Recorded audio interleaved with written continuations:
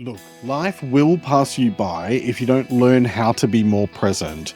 And I hate to break it to you, but you're not getting any younger. I mean, hey, neither am I.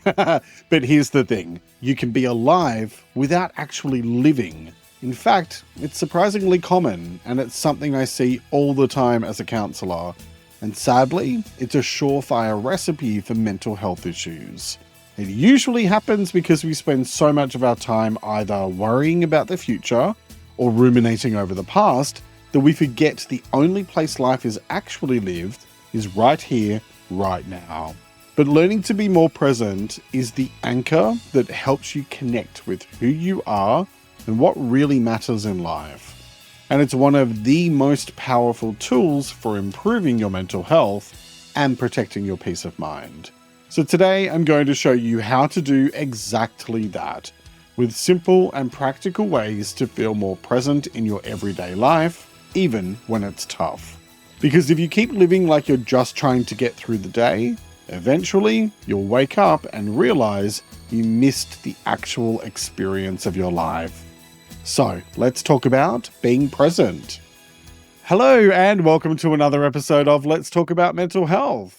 Today, we're talking about being more present.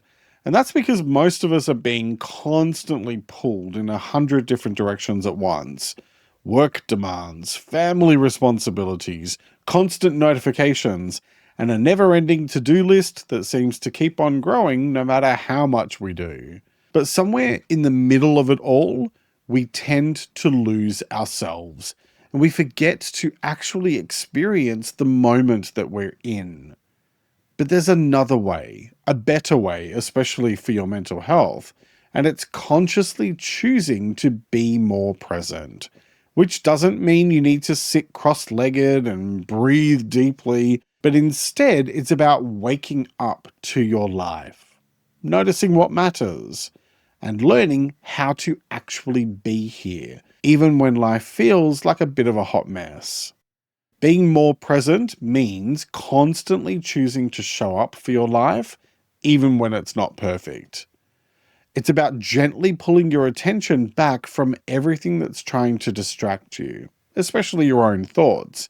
And it's about learning how to fully engage with what's in front of you. And don't worry, you don't have to become some kind of highly skilled Zen master to do it. You just need to practice consciously, consistently, and with compassion. Learning to be more present has actually been one of the most effective things I've done to improve my own mental health, and it's allowed me to get my anxiety and depression pretty much under control, and I'll talk you through how later on in the episode. By the way, this is exactly the kind of stuff I talk about every week here on Let's Talk About Mental Health. I'm Jeremy Godwin, and I make better mental health simple with practical advice that actually works.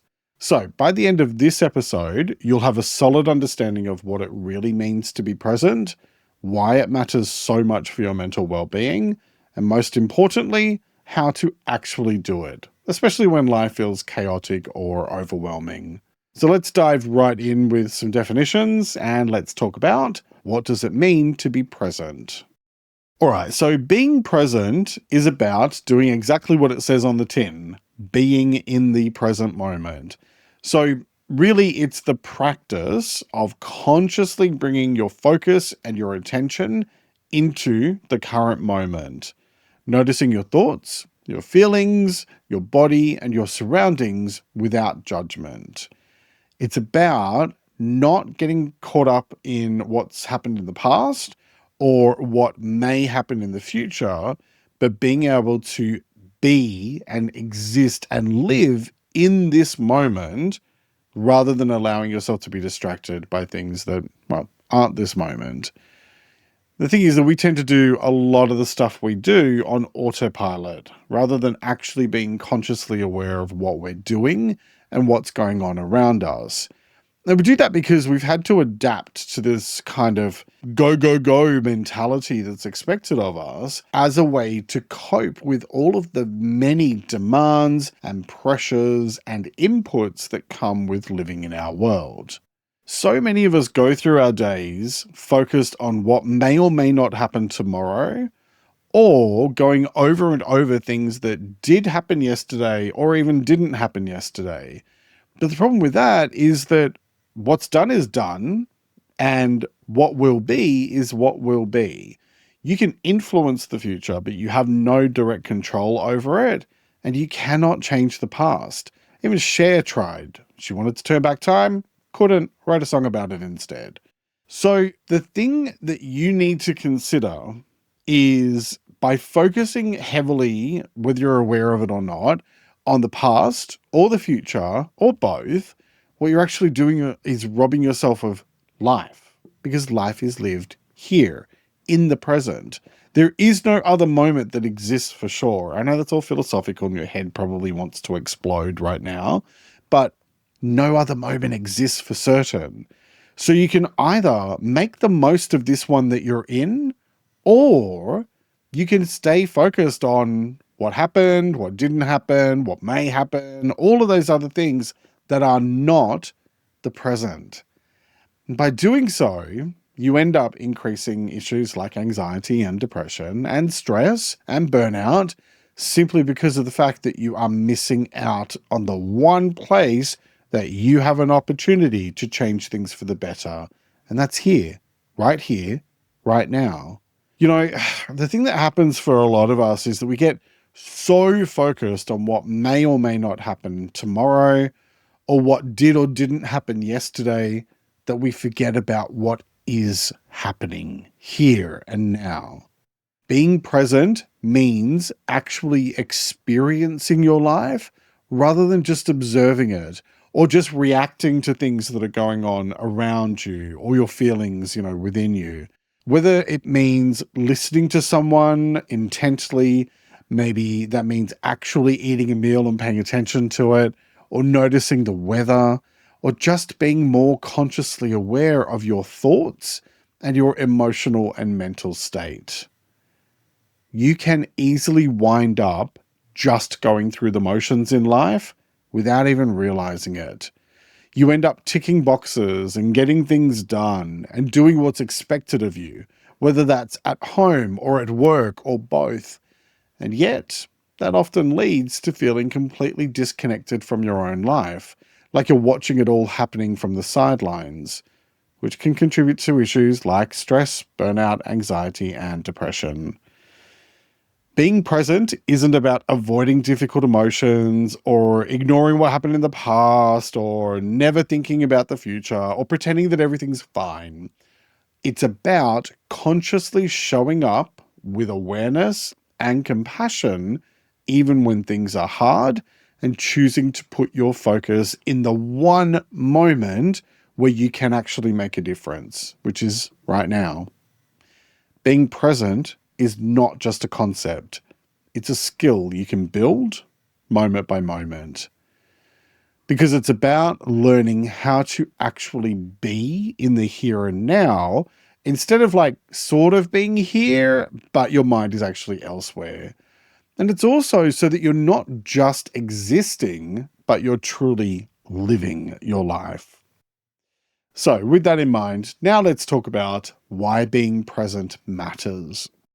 And it matters because whether or not you can be present dictates your ability to let go of the past and to handle your worries about the potential future, both of which serve as fuel for stress and anxiety, as well as being enormously distracting from your ability to make the most of every day. I mean, how many times have you found yourself being so overwhelmed with worry that you've gotten to the end of the day and thought, oh, well, sure, didn't do anything else today?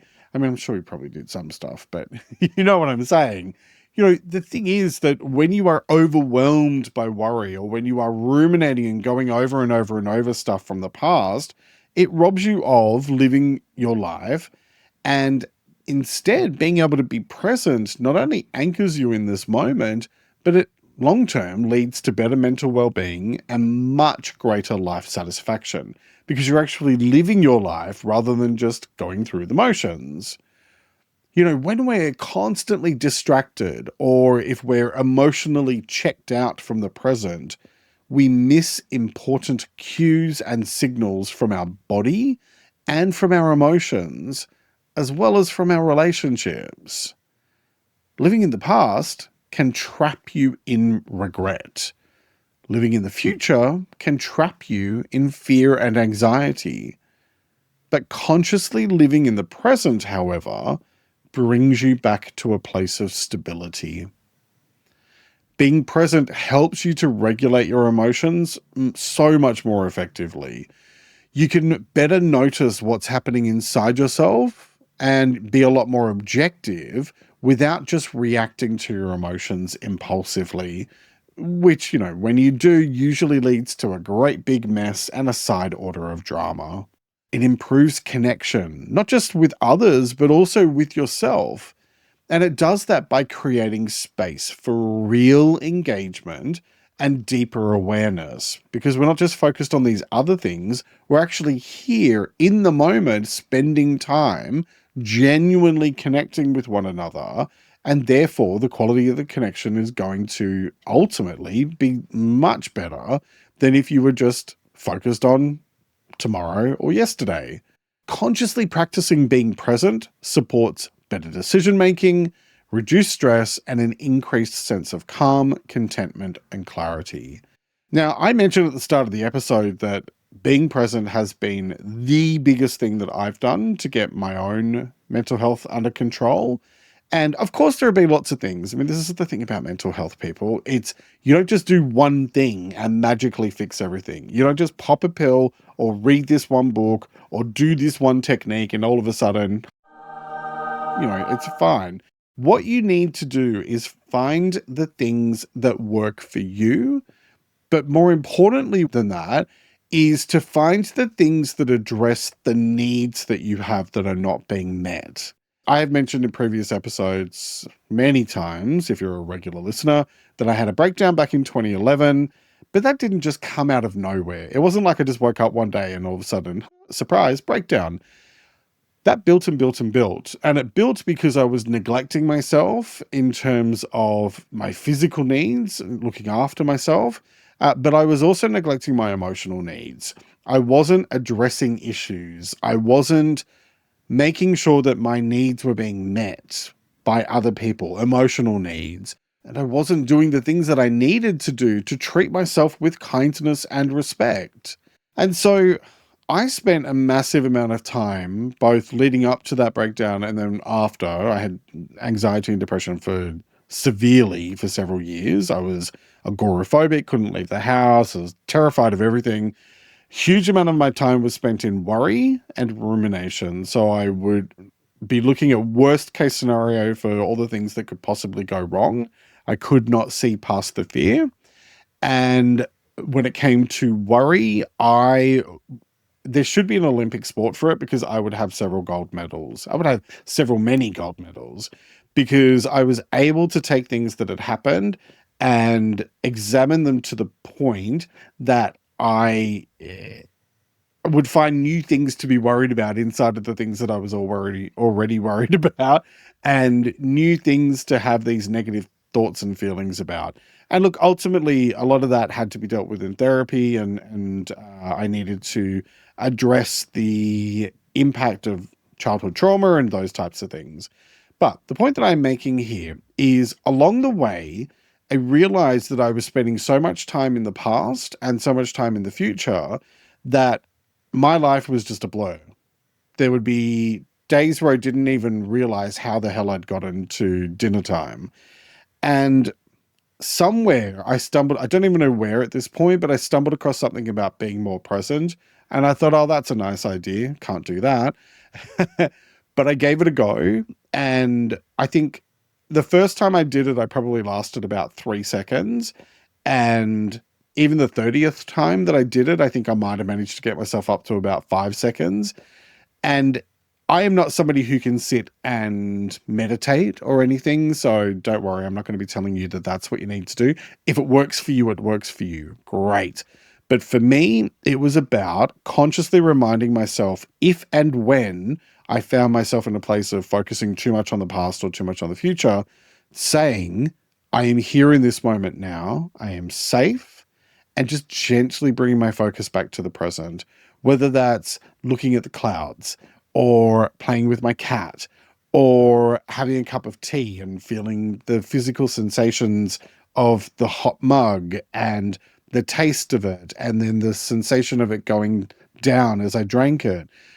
These were things that helped me just little by little to open a crack in the door and be able to anchor my focus in the present moment. And over time, I built and built and built on that. And I'm not going to sit here and pretend now that I don't get focused on, worry and rumination, because I do. It happens. But now I am so much more in control of it if and when it happens that I don't even have to necessarily consciously bring myself back to the present. It's just something that I do. My mind just immediately goes, great, but that's the future, and I will deal with that as I get to it. Now bringing myself back to the current moment, what can I do here and now? And that's the thing. You can't do anything about the past because the past has already passed. Funny that. And you can't do anything about the future except for make smart choices right here, right now. So this is what this episode is about. It is simply about saying, instead of getting hung up on what's happened, instead of getting hung up on what might potentially happen tomorrow, all I want you to do is to give yourself not just permission, but give yourself the push to say, I exist here and now. What can I do in this current moment to influence a better future, or to deal with and let go of stuff from the past that might be going around in my head? That's it. So then the question is, how do you do all of that? Can you learn to live in the present more and to really embrace the power of the present moment? Well, the answer is yes, by the way, but I'm about to explore lots of practical ways to be present right after this quick break. And welcome back. So far, we've talked about what being present means and why it matters so much. So now let's talk about how to be in the present. Okay, so I'm going to walk you through a number of practical ways to really live in the moment more and anchor yourself in the present. I'd suggest that you grab a notebook and pen, or make some notes on your phone so that you can write down any of the tips that resonate with you. And as always, I'm going to suggest that you try just maybe one or two of these at a time, maybe over a couple of weeks, and then pick another one or two and slowly build up from there. You don't have to do every single one of them. This is the reason why you may find it helpful to sign up for my weekly newsletter, which also has the episode transcript. It's linked in the description, or just go to ltamh.com, because you get it in your inbox and you can actually go back and refer to it at any time and go, oh, hang on, there's that tip. Highlight that. Fantastic. That's the next thing I want to try. I mean, you can come back and listen to these episodes or watch these episodes as many times as you want. More than happy for you to do that. And I appreciate those of you that do. But you've also got the option with the transcript if that makes it easier for you. So with all of that said, let's get on to the tips. And my first tip is begin noticing when you're not present. So you'll often hear me pointing out that you can't change what you don't notice, and that self-awareness really is the absolute foundation of better mental health. So the first step in being more present is to simply catch yourself if and when your mind has wandered off. So when you notice that happening, you're being more focused on the past or the future, ask yourself, what's going on? Are you ruminating about the past? Or are you worrying about what's next? Are you distracted by your phone? Are you thinking about the plot on the latest episode of that reality show that you won't admit to anyone else that you're addicted to? Whatever it is, just notice it when it happens, without judgment, and then do one more thing. Gently call yourself back to the present moment. I find that a simple way to do this is to close my eyes and breathe slowly and to say to myself, I am present. There are 1,001 apps you can get to help you do this stuff, but honestly, I don't think you need to overthink it. Keep it simple. Okay, next, make peace with discomfort. All right, so part of being present means allowing things to be as they are rather than as you wish they were, even if they're uncomfortable. You don't have to like everything and you don't have to fix everything in the moment. You just have to stay with it without running away from it. That's where presence begins, in acceptance, not avoidance. I covered discomfort back in episode 239, and I think you'll find that helpful because this stuff causes a lot of discomfort. So I'm going to link that in the description, or you can just head to ltamh.com and you'll find it linked on the episodes page where they're all linked. All right, next, let go of needing to feel present in order to be present. So being present isn't something that you have to feel first before you can actually be it. It's a choice you make, like learning the words to your favorite Eurovision songs. Espresso macchiato, anyone? Look, you might not feel particularly calm or connected, or you might have thoughts of what happened yesterday or what may happen tomorrow that are going around and around in your head like a demonic budgerigar stuck on a turntable. But you can always choose to return your attention to what's in front of you. Always. No special techniques required. Simply choose. I mean, if you really want to, feel free to click your heels together 3 times while you do it. But it's as simple as that. Choose to focus on this moment. Okay, next, anchor yourself in your senses.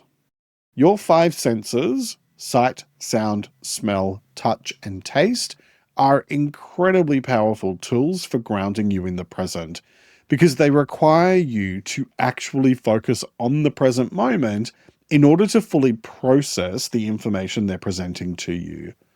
So, consciously focus on them. What can you see right now? What can you hear, smell, feel, taste? Pick one and explore it fully. It's a simple yet powerful way to reconnect with the present moment. And so too is my next tip, breathe. And the good news is that this one is not only incredibly effective, it also comes at my favorite price, free.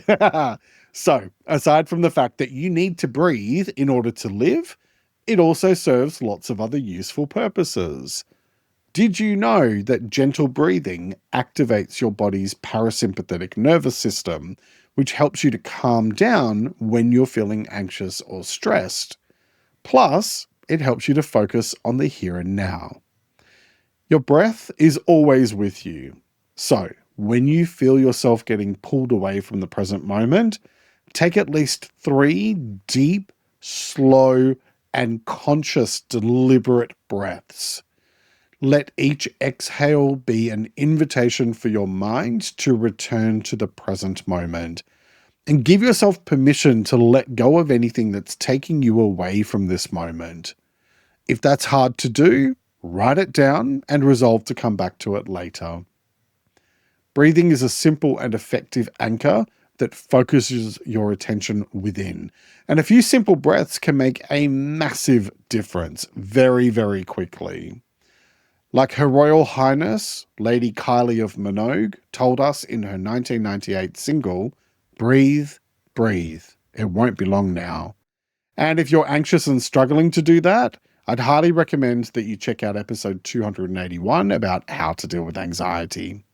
All right, next, create moments to pause and be present throughout your day. Remind yourself regularly to take a few seconds between tasks to check in with yourself. Breathe, stretch, and notice how you're feeling. These tiny pauses help to reset your nervous system, and they break the cycle of doing things on autopilot. You might also find it helpful to set a reminder on your phone or to block out some time in your diary just to do little check-ins with yourself throughout the day, because they serve to return your focus to the present moment and they can help to clear your head. Okay, next, do one thing at a time. Multitasking scatters your attention, so whenever possible, focus on one task at a time and do it with intention. Whether it's washing the dishes or replying to an email, don't just zone out of these tasks. Be where you are, doing what you're doing, because they're part of the experience of living, even if whatever you're doing may seem incredibly mundane. Next, put your phone down more often. You don't need to live in digital silence like it's the golden days of the 1990s, but it's important to give your brain space to breathe. And many of us, myself included sometimes, have a terrible habit of reaching for our phones to fill the gaps or to distract us, sometimes even while we're doing other things. Yes, I see you sitting there scrolling on social media while you're checking out this episode. Don't think I don't have my eye on you. Look, our devices aren't real life. They're distractions. So it's important to find a healthy balance between using them and also making time for other things. Turn off your notifications. Put your phone on silent more often and have periods of the day where you don't look at it at all. Leave your phone in another room while you sleep. Whatever you do, choose to be fully in the moment instead of just watching it through a screen. Oh, and on that note, if you go to a show or a concert or festival, please watch the damn show instead of just looking at it through a tiny little screen. That's not living. All right, with that rant over, thanks, Grandpa. My next tip is practice active listening. When someone's talking to you, listen to them. Really listen. Not just to their words, but to their tone, their body language, their meaning. Stay fully present with the person you're talking with instead of planning your response or letting your mind wander. We human beings want and need to feel seen and heard and valued. And it's hard to feel like that when the person you're talking with obviously has other things on their mind and isn't actually engaged in the conversation. So treat people the way that you would want to be treated and just be kinder. Okay, next, ask yourself, what matters most right now? This one simple question can cut through all of the noise and bring you straight into the core of the moment. And not only does it help you to be more present, but it also serves to reinforce a fundamental truth of life. The majority of the stuff that we tend to think is urgent or important or life-shattering really doesn't matter in the big scheme of things. Consciously focusing on what really matters in this moment is a mental reset that reminds you where your focus needs to be. Next, notice moments of joy. Your brain tends to be really quick to notice the negative or to decide that something is a threat, but it can take a lot more effort for it to pay attention to the good stuff, big and small. However, the more you consciously focus on the positives, the more positives you'll find to focus on. So train your brain to notice the small pleasures of life. The smell of your coffee, the feel of sunlight on your face, a kind word said to you. The more you notice the positive, the less you worry about the negative, and the more present you become. Okay, next, name what's happening. This is a really simple mindfulness technique called labeling that helps you create emotional distance from reactive thoughts or feelings. So when you have an emotional reaction to something, pause and ask yourself what you're feeling and then put a label on it. For example, I'm feeling anxious or I'm having a thought about failure. This helps you to observe your emotions without being overwhelmed by them, which then helps them to gently pass while you keep yourself more anchored in the present. You'll also find it incredibly helpful after that to also ask yourself why you are feeling the way that you are feeling. Not only does that keep you more anchored in rational thought, but it helps you to identify the source of your emotional reactions so that you can better address them or better manage them in the future. All right, next, don't judge yourself for drifting away from the present moment. Look, you're human, and there's no doubt about it, your mind will wander. Being present isn't about being perfect and never ever getting distracted, mainly because perfect doesn't exist, so chasing after it just sets you up for failure since it's a goal that you can never, ever reach. Being present is about gently and consciously returning your focus back to the present. It's like building strength by doing specific exercises. Each time you choose to come back to the present moment, you're building that muscle, and that makes you stronger and stronger over time. Okay, next, build routines for yourself that support being present. Having structure in place helps you to create greater space for awareness. Morning rituals, meal routines, and wind down habits can all serve to give you anchoring points in your day that help to reconnect you with yourself.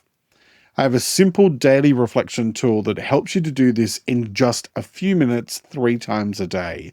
It's available to buy at ltamh.com/store, and it's linked in the episode description.